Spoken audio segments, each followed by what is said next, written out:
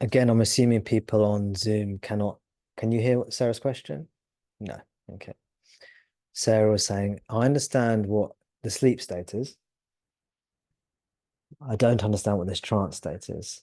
And then Sarah went on to describe how sometimes she goes into this place where all these images and things are being generated, and you can't relate to any of it.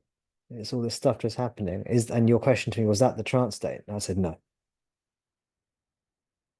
That is activity. Yeah.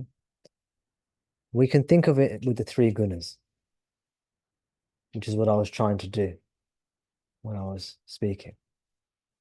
We have sloth, slumber, dullness, which is tamas, correct. And then we have activity. Activity means the appearance, here in this context, activity means the appearance of phenomena. Any phenomena. That would be rajas, exactly. So trance and sleep are both tamas. They're both dull states. Okay. You were describing a state in which lots of images and things are being generated. What would that be? Which guna? That must be rajas, exactly. Rajas means waking state.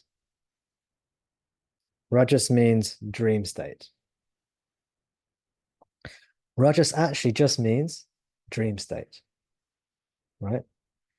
But we pretend there's another type of dream state called a waking. Waking state is actually dream state.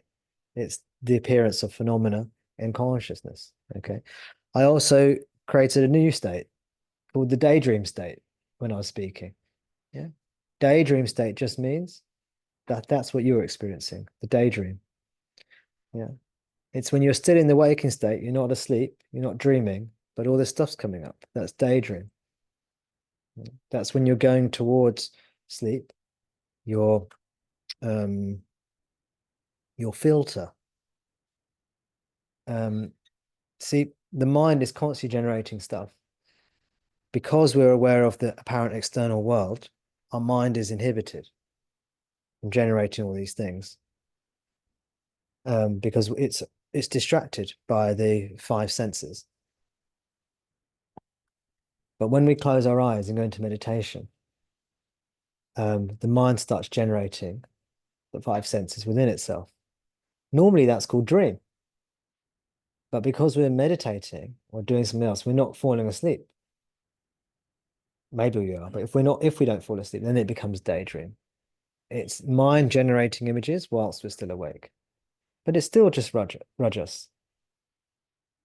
So anything in which phenomena are witnessed or seen, that is rajas. And when we close our eyes, the inhibition of our mind by the five senses, that goes. So our mind starts spewing out all this stuff, becomes very creative. It's how some drugs work. So some most drugs are, well, when I'm talking about drugs, I'm talking about recreational drugs that apparently induce creativity.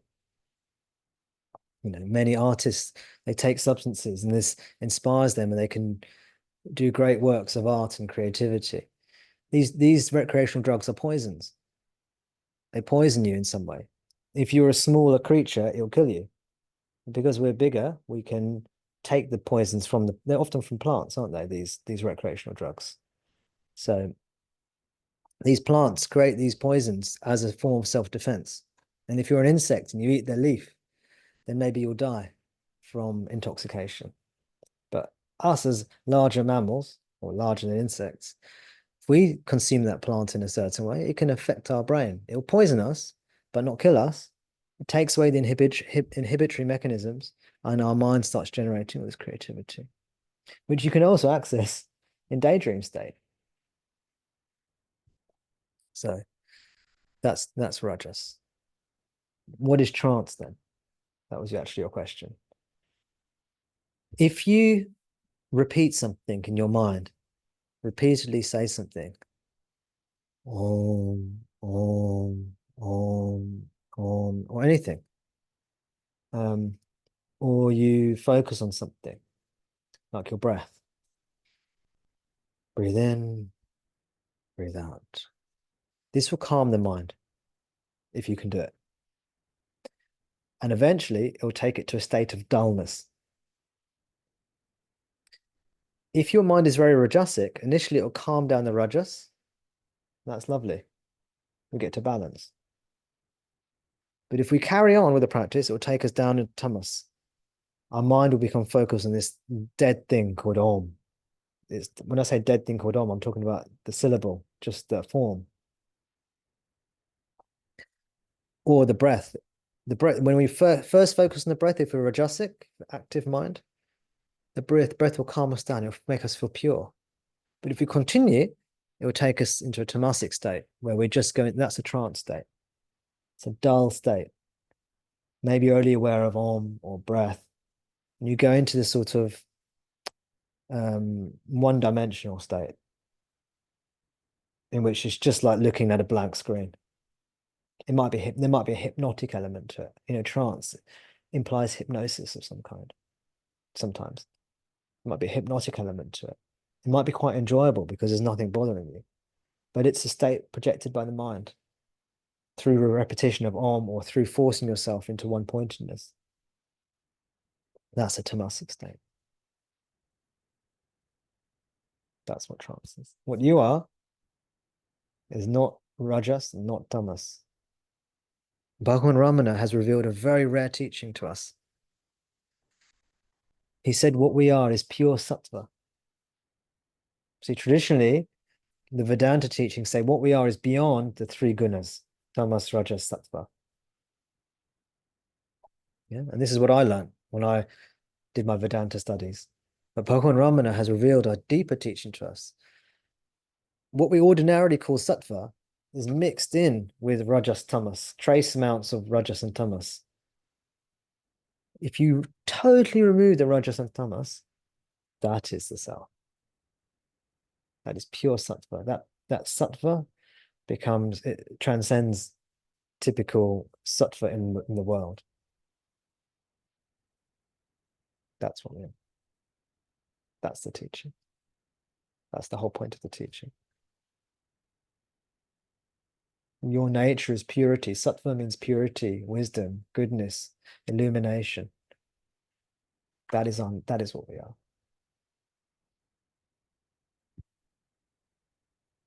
Any other questions? Is it answered or not?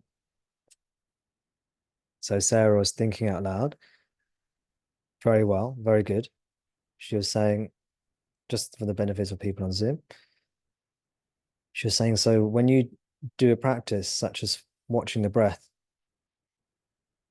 it calms the mind, which is good. I said, yes. So it's a useful practice, yes. But you need to know when to stop. Yes. Is that right? Is that what you said? That comes through practice. Intuition, that comes through. So Sarah said that comes through practice. No, it comes through intuition. We all know what we are.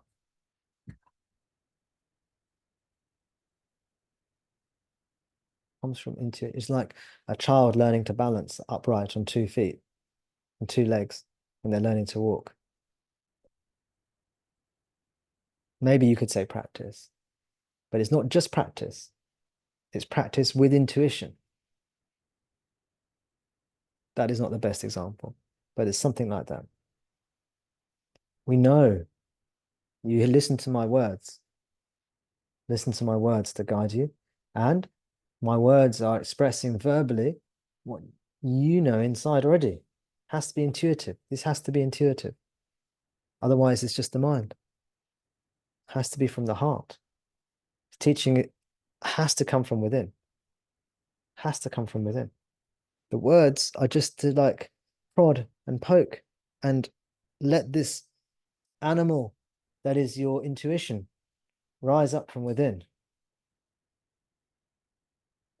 Otherwise, it's dead. Because when you said practice, I took it to mean mechanical practice. No. Feeling, inner knowing. Any questions? Are you sure? Are you sure you're sure? You sure? Good. Welcome.